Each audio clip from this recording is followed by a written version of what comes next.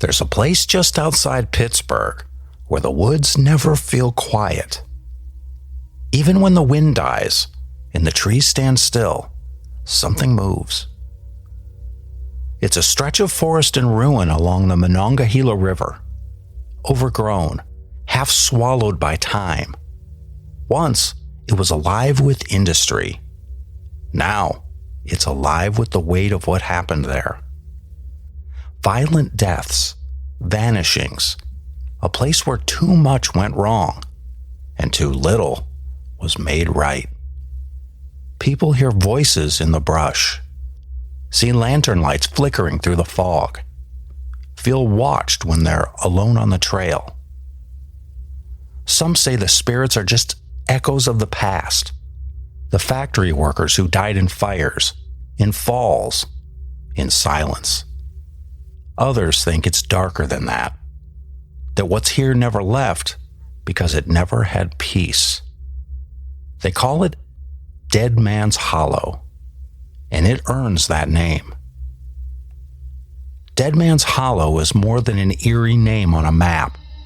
It's a real place with real blood in the dirt. A string of violent deaths marked this ground. Factory explosions, drownings, lynchings, even a body strung up from a tree, and each one left a mark. Locals tell stories of screams that echo with no source, of hands that reach from the river, of black mist that follows hikers through the trees. This isn't just folklore. The records are there. The tragedies are real. And the fear? That's real too. Because Dead Man's Hollow doesn't just hold a haunted past, it breathes with it.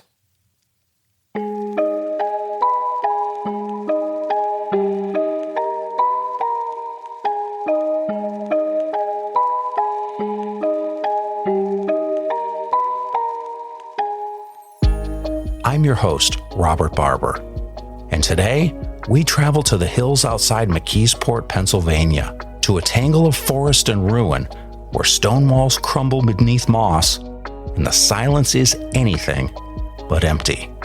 A place where industry collapsed into decay, where the woods remember every body buried beneath the vines, and where hikers still feel watched long after the trail ends. This is the story of lost lives, restless legends, and a forest that refuses to forget. This is the story of Dead Man's Hollow, and this is State of the Unknown.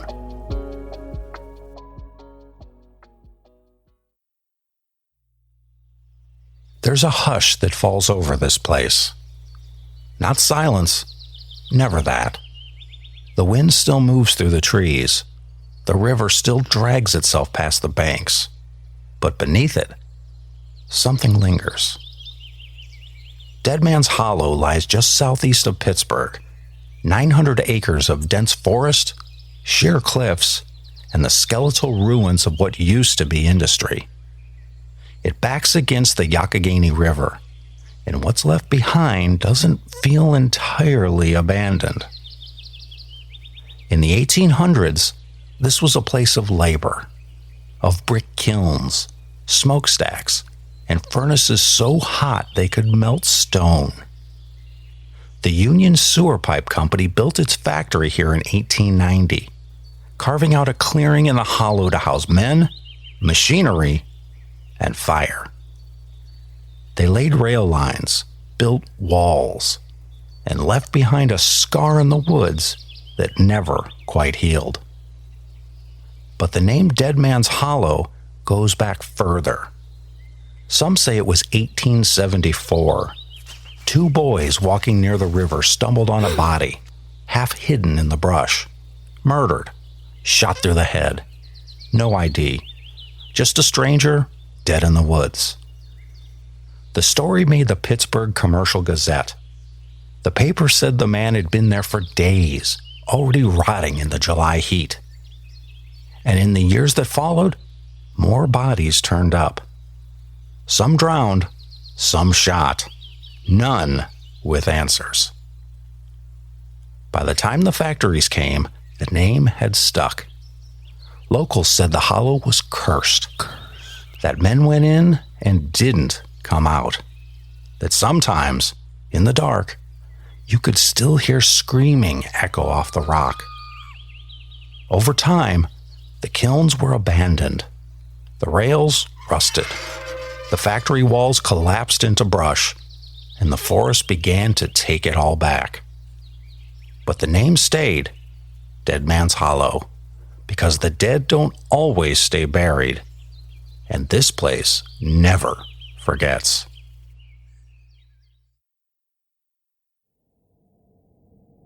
Long before it earned its name, Dead Man's Hollow was part of something bigger, a machine of smoke and labor that fueled the American century. Nestled along the Youghiogheny River, just south of Pittsburgh, the hollow sits within a valley carved by both water and industry. These hills held clay, coal, and 1,000 ways to make a living, or lose one.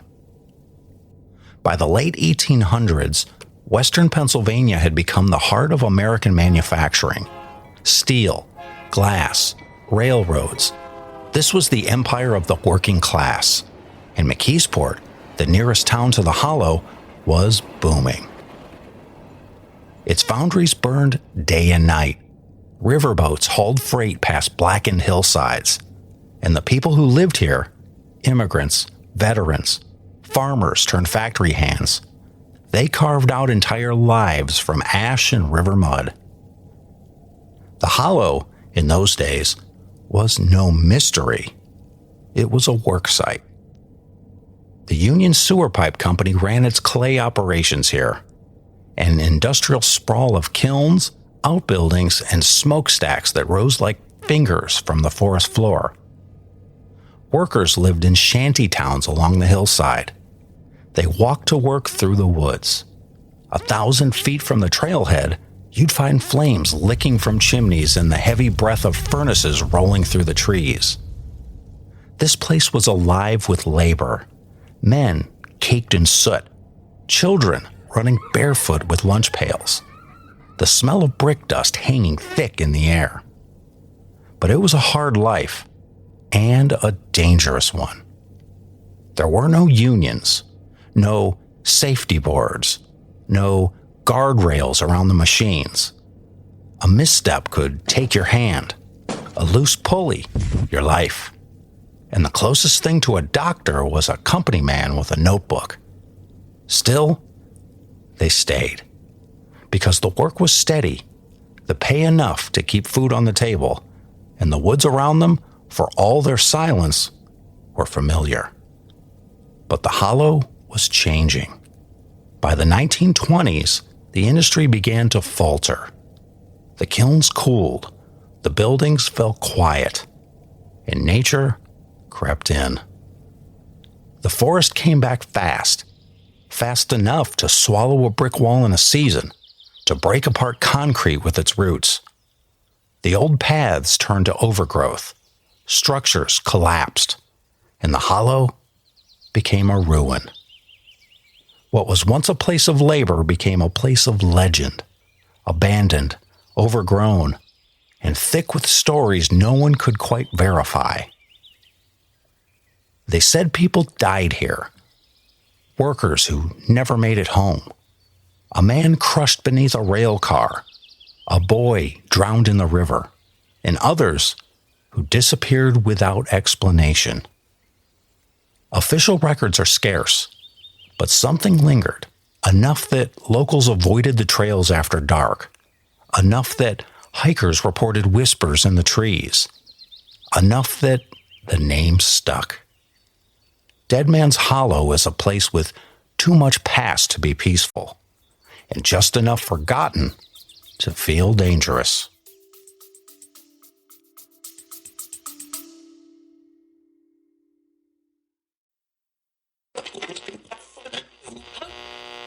Hey everybody, this is Bob from Mondo Frico Podcast, and you're listening to State of the Unknown.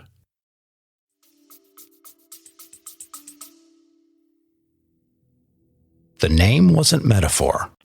Dead Man's Hollow got its reputation the hard way. Through blood, through bodies, through stories that left behind more questions than names. The earliest known death on record happened in 1874, before the factories even arrived. A local man vanished while hunting near the hollow. His body was found days later at the base of a ravine. No witnesses, no explanation. Just broken bones and a torn coat, as if something, or someone, had dragged him there. In the decades that followed, the deaths kept coming.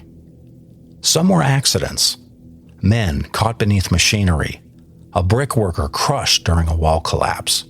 A runaway rail car that jumped the track and tore through a tool shed, killing 2. In 1902, a 17-year-old girl named Catherine was found dead in the hollow, strangled. No suspects, no motive. Her body discovered near the base of an old kiln, half covered by brush. It shocked the town, but within weeks, the case faded. Other headlines took its place, and Catherine became a name whispered only in warnings. Don't go into the hollow alone. Some say she was just in the wrong place at the wrong time. Others believe she knew her killer. But no one ever found out for sure, and her death joined a growing ledger of lives cut short in these woods. Others' deaths were even harder to explain, like the story of the man in the 1920s who was found hanging from a tree limb 20 feet in the air. No ladder, no rope in his possession. One version of the story says the papers called it suicide, but no article was ever found. Just the same lines passed down again and again. Not every story tied to this place can be traced or proven. Some are just told, passed from voice to voice, untethered from paper or record. But they still stick, and they shape how the hollow is remembered. Then there's the legend of the Whistling Boy, a teenage worker who had vanished on his way to the kiln. They searched for hours, then days. Never found the body. Only a single boot, and the sound of a whistle still echoing from the forest at night. Some deaths made the paper. Others only made it into memory. The hollow had become a magnet for the lost, the troubled, the drunk, people who went into the woods alone and never came back. Some locals talk about bones found in the brush, a skull by the riverbank, even a boot, they say, with a foot still inside. No official reports, no case files, but the rumors never really stopped. By the 1950s, the industrial ruins were just that, ruins. Crumbling brick and concrete, buried in moss. Teenagers came to party. Thrill seekers brought flashlights and dares. Hikers passed through without knowing what lay beneath their boots. That's where the stories turned darker. Talk of a body found in the 90s, bound, stabbed, left under stone. Some say that death led to another discovery, an older body, buried deeper, with the same wounds. No names, no convictions, just whispered patterns. There's no record of these cases in the public file, but in towns nearby, people still talk about them, as if silence was just another way of marking the grave.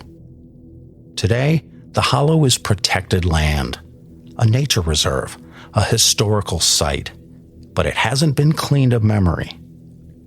People still hike it, still bring dogs, cameras, and curiosity, but most don't stay past dark, and they don't go alone.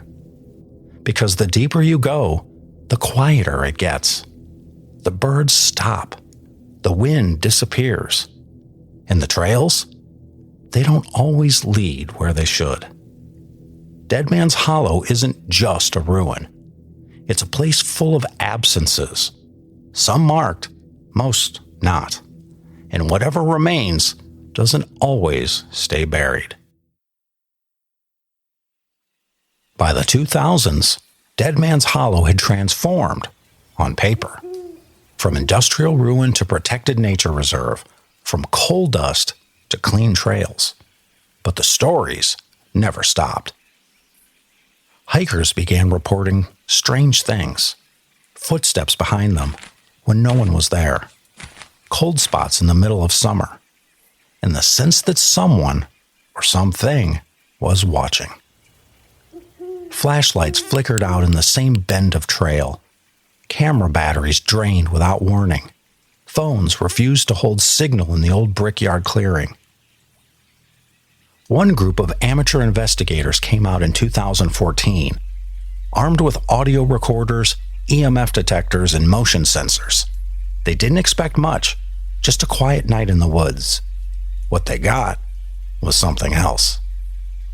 They picked the old kiln site at their base, right near where Catherine's body was found over a century earlier. At 1:17 a.m., the motion sensor triggered. Nothing visible, no wind, no animals, just a sudden activation. Then came the EMF spike, followed by the unmistakable sound of footsteps, slow, deliberate, on the leaf-covered stone. They asked the air, "Who's here?" And on playback, a voice came through. 2 words, "Still me." Other groups reported similar phenomena. A figure spotted between the trees, glowing orbs that blinked out when approached, a low rattling hum that seemed to come from underground. Park rangers mostly dismissed the stories. They chalk it up to animals, imagination, overactive storytelling. But off the record, some will admit they've seen shadows moving against the tree line, heard voices on foggy mornings, felt an icy grip near the ruins of the old mill. And the local volunteer group that helps maintain the trail, they always stop working before dusk. Always. Because even in daylight, the hollow has a weight to it, a stillness that feels too heavy. It's not just haunted by ghosts, it's haunted by memory. And memory, in a place like this, doesn't let go easily. Some places haunt you because of what had happened there. Dead Man's Hollow feels different, like it remembers. Locals say the woods there don't just feel wrong, they feel aware. Paths change, compasses spin, and sometimes the silence isn't just quiet, it's heavy, pressing, like the trees are listening. Long before the area became a nature reserve, it was known for something else: industrial wreckage. The remains of the Union Sewer Pipe Company still litter the trailheads. Brick ruins overtaken by ivy and moss. But it's not just rust and stone the forest hides. Hikers report getting turned around in areas they've walked a dozen times. Phones die without warning. Flashlights dim. One group claimed to walk in circles for over an hour, only to find themselves back where they started, without ever turning around. Some think it's psychological, an overactive imagination triggered by isolation, but others aren't so sure. In 2012, a pair of amateur investigators recorded a low-frequency hum in the eastern part of the trail system. No nearby machinery, no known seismic activity. The hum disappeared the next day, but they both described the same thing: a rising pressure in the chest, a kind of internal static, like being watched from inside your own skull. And then there are the figures, shadow forms, fleeting silhouettes, not just seen, but felt. One witness said he saw a woman in white standing in the hollow center, pale dress, barefoot, head turned slightly toward him, like she was listening to something only she could hear. He called out. She didn't move. When he looked away for just a second, she was gone. Other hikers have described hearing footsteps behind them, soft, steady, matching their own. But when they stop, the footsteps don't. It's not every visit, not every trail, but when it happens, the stories sound eerily alike, as if the land is telling the same story over and over, through different voices, different eyes. Dead Man's Hollow doesn't just echo with ghosts, it replays them. It sets the stage again and again, and if you walk it long enough, you might find yourself playing a part. Not all ghosts wear chains. Some just tell stories.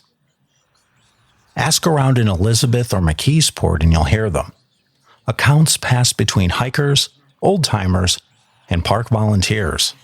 Stories that don't always make the paper, but linger like fog on the trail. There's the man who saw the lantern light deep in the woods and followed it for nearly 20 minutes. It always stayed just ahead, never too far, never close enough to see who held it. Eventually, he stopped, turned around, but when he did, there was no trail behind him, just thick woods and silence. A former park ranger once told a local reporter about hearing voices late at night. Not shouting, not conversation, just one voice, repeating a name over and over again. He searched the area, no one there. When he came back the next night, same time, same spot, the voice was still there. The name? Catherine. One of the most persistent local legends is that of the Watcher. Not a ghost, not quite a spirit, more like a presence. People say you don't see the Watcher, you feel him. When the wind dies, when the woods go still, when you suddenly realize you're not alone. A teenager walking the trail near dusk claimed to hear breathing behind her. She turned. No one. But when she started to run, the sound followed. Faster, closer, until it was right behind her. She made it to the parking lot, got in the car, locked the door, and then heard a hand slap the back window, hard. When she turned, just condensation, no prints. Others report sudden changes in mood, an overwhelming wave of dread, nausea, tears for no reason. One visitor said he broke down sobbing in the middle of a bright afternoon hike. No memory of why, just the sound of water dripping nearby, even though it hadn't rained in days. Then there's the man who brought a voice recorder. He asked a simple question, "Is anyone here with me?" Later, when he played it back, he heard something beneath his voice, low, breathy. It said, "Still." These aren't campfire tales. They're too fractured for that. They don't follow structure. They don't chase endings. They just happen. And then they stay with you. Dead Man's Hollow isn't crowded, but it isn't empty either. And if you ask the right question, the hollow might just answer. There is always a reason, even if it's buried. Dead Man's Hollow has drawn speculation for decades. Some look for logic. Others lean into the unknown. And the truth, if it exists, might lie somewhere in between. Start with the obvious, the land itself. This place was once an industrial site. Brickworks, kilns, runoff tunnels bored into the hillside. The ground is unstable in places. Caverns collapse. Gas pockets shift. Now, I've walked some of those trails, stepped over broken stone that used to be something, furnace walls maybe. It doesn't take much imagination to believe something strange could echo out of those ruins. But then again, plenty of places have ruins. Not all of them feel like this. Then there's the science. Some researchers point to infrasound, low-frequency vibrations just below the threshold of human hearing, known to cause unease, disorientation, even panic, the kind of thing a faulty sewer pipe or buried kiln might create under just the right conditions.